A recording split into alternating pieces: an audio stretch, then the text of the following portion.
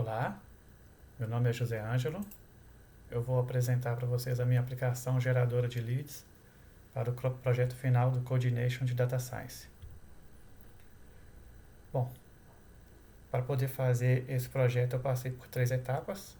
A primeira é o entendimento do problema, a segunda é o entendimento dos dados e por fim a geração do modelo. Gostaria de destacar 3 pontos que foram amplamente debatidos no programa Codination, que é a análise exploratória dos dados, o pré-processamento dos dados e os testes estatísticos. Seguindo para os notebooks,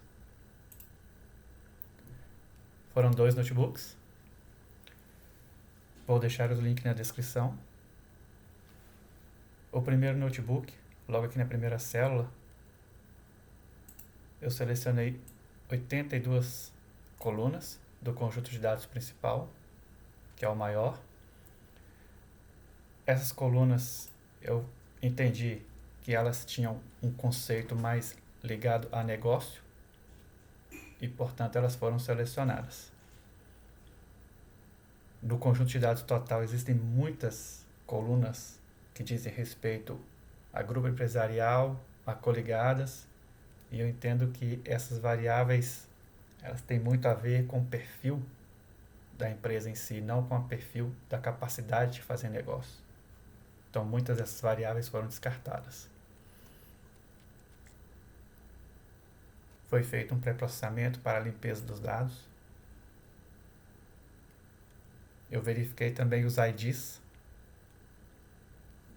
Todos os IDs dos 3 conjuntos de dados subjacentes estão dentro do conjunto de dados principal. Então, na verdade, só precisa treinar o algoritmo nesse primeiro conjunto de dados. Essa é a análise exploratória dos dados. Ela foi feita somente no arquivo principal, no conjunto de dados principal. Eu fiz de forma bem segmentada, primeiro com os dados binários ou booleanos, depois com os dados categóricos e depois com os dados numéricos.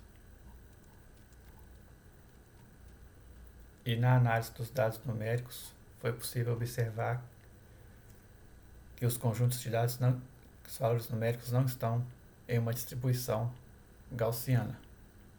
Também foram eliminadas as variáveis com valores constantes e quase constantes e as variáveis fortemente correlacionadas. Com isso, a quantidade de colunas ficou bem reduzida. Aqui eu peguei dados econômicos sociais de fontes do IBGE para substituir a UF. Eu não fiz um hot encode em cima da UF. Eu retirei a UF e coloquei dados socioeconômicos no conjunto de dados. Por fim, eu tenho esse artigo no Medium, de minha autoria, em que eu explico como identificar a quantidade de clusters ideal, passado por vários processos, que vão desde a análise da curva de Elbow até a análise do diagrama de facas. Aqui na análise do diagrama de facas, deve ser verificado o Silhouette Score, que é o que está no eixo X, e a quantidade de clusters que está no eixo Y. E procurar verificar onde a altura das facas está mais harmônicas e sempre nos diagramas onde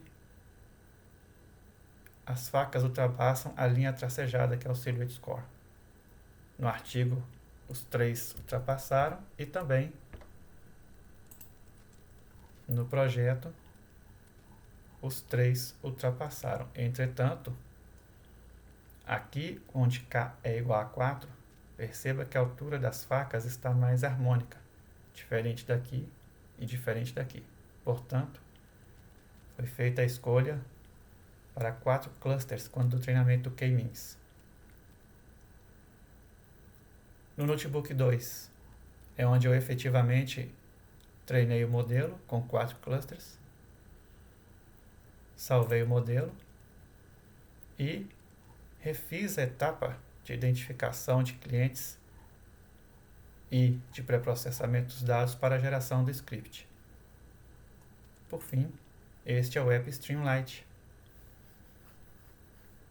O app desenvolvido ele apresenta uma amostra da base principal de clientes. Ele apresenta uma pequena análise exploratória dessa base total de clientes.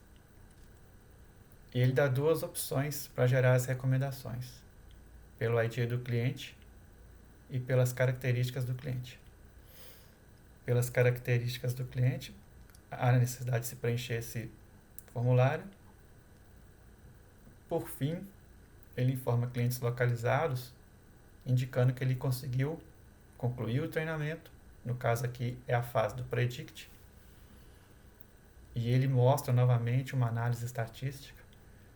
Essa segunda análise estatística ela é apenas dos clientes selecionados. O aplicativo ele seleciona 50 clientes, faz 50 recomendações e disponibiliza a lista final para baixar. Caso queira apresentar um ID, basta voltar aqui em cima e fazer a alteração para informar o ID.